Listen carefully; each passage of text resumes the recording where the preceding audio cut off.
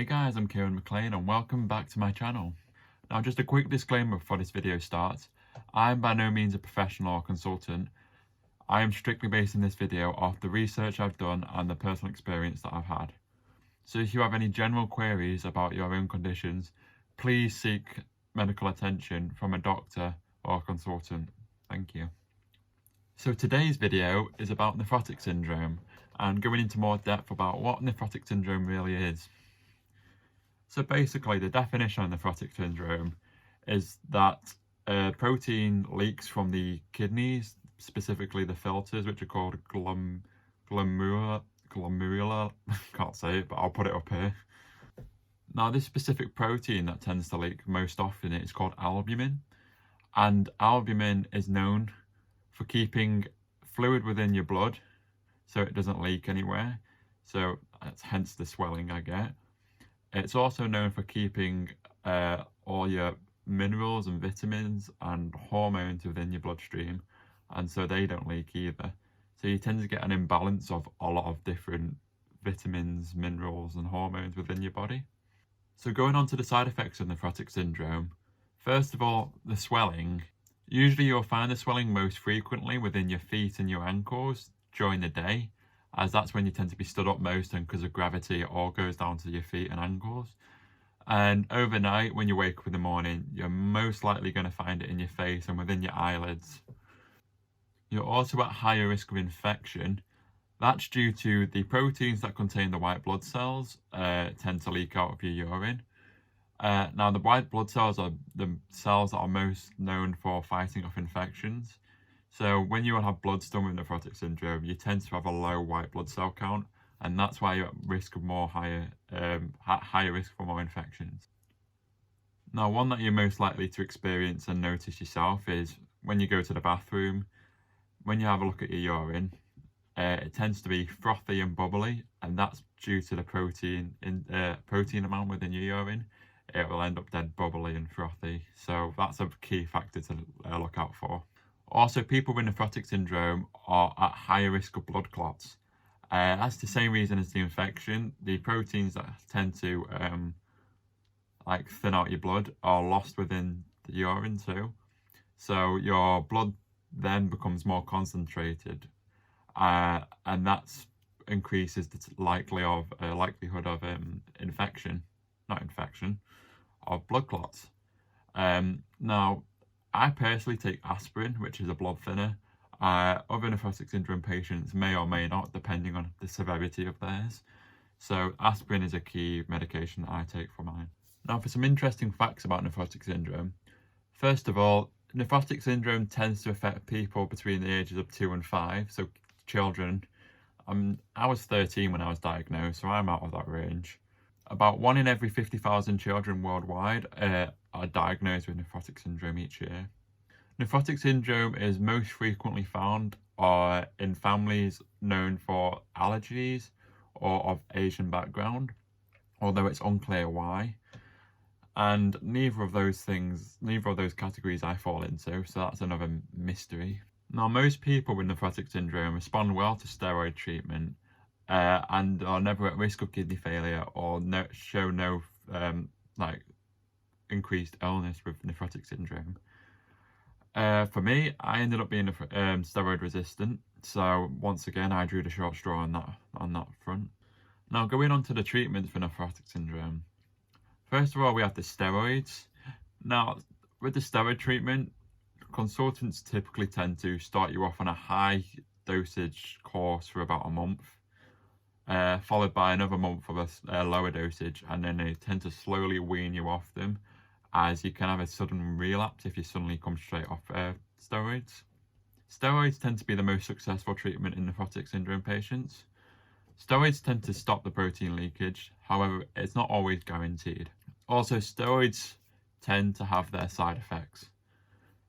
You can experience an increased appetite, you can experience an increased weight gain, and tend to get a lot of mood changes. So, funnily enough, when I was on steroids, I was going through my teenage years and puberty, so I had a double whammy at that front. Another treatment which isn't as common tends to be a medication of diuretics. Now, diuretics are also known as water tablets, and they allow you to wee more. So having diuretics tends to put less strain on the kidneys and bladder, which allows them to work more smoothly. Now, the problem I had on diuretics is when I needed the toilet, I felt like I couldn't hold it in at all. So I ended up getting paranoid and anxious about where I was all the time, as I felt like I always had to be near a bathroom. There's also penicillin, which is an antibiotic. Now, penicillin isn't used directly to treat the nephrotic syndrome. However, patients, if they experience a relapse, are tended to be put on penicillin for a bit, as a relapse can suddenly stir up an infection or something, and that's used to lower the chances of infection after a relapse. Next up, we have dietary changes. Now, doctors tend to tell you right away to decrease the amount of sodium and salt intake you have in your food. Salt is well known for water retention, so it kind of works hand in hand with the loss of albumin. So you're more likely to experience more swelling and discomfort if you have a high sodium intake. Now, most nephrotic syndromes don't tend to get this far, but if you do end up having a decreased kidney function as it gets lower and lower, doctors are then more likely to tell you to decrease your potassium and phosphate intake. Now, I'll make a more detailed video down the line about the renal diet and the cans and can'ts of it.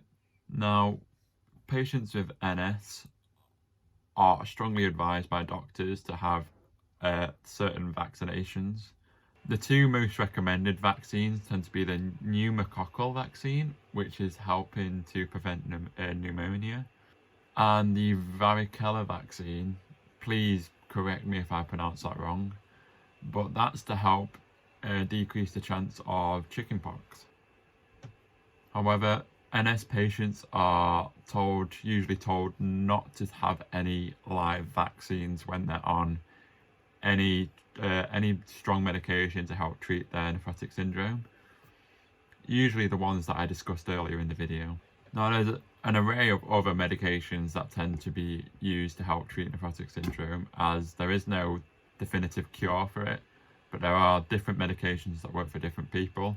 I'll leave a list of the other ones I've not mentioned right here. Now, you guys probably remember in last week's video where I told my kidney story that I said I had FSGS also. Now, the difference between FSGS and nephrotic syndrome is nephrotic syndrome is a diagnosis as such, and the FSGS, although it is a diagnosis, it's more of the reason and cause of my nephrotic syndrome.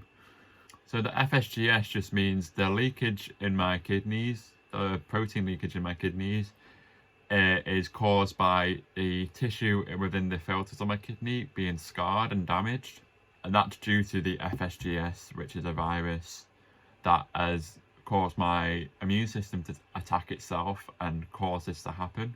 So that's why most treatments didn't work for me, as the kidneys were already damaged by the time and there was no curing it. So yeah, that's about all the information I have about nephrotic syndrome.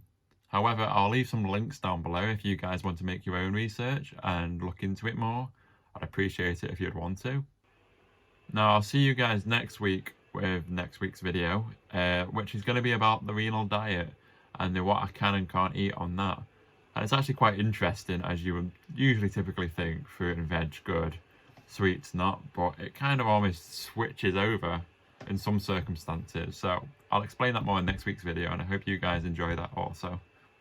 If you could, I'd appreciate if you could like, subscribe and share this video out there, as hopefully together we can raise more awareness for kidney disease. Thank you so much guys for tuning in. Take care, and I'll see you all next week. Goodbye.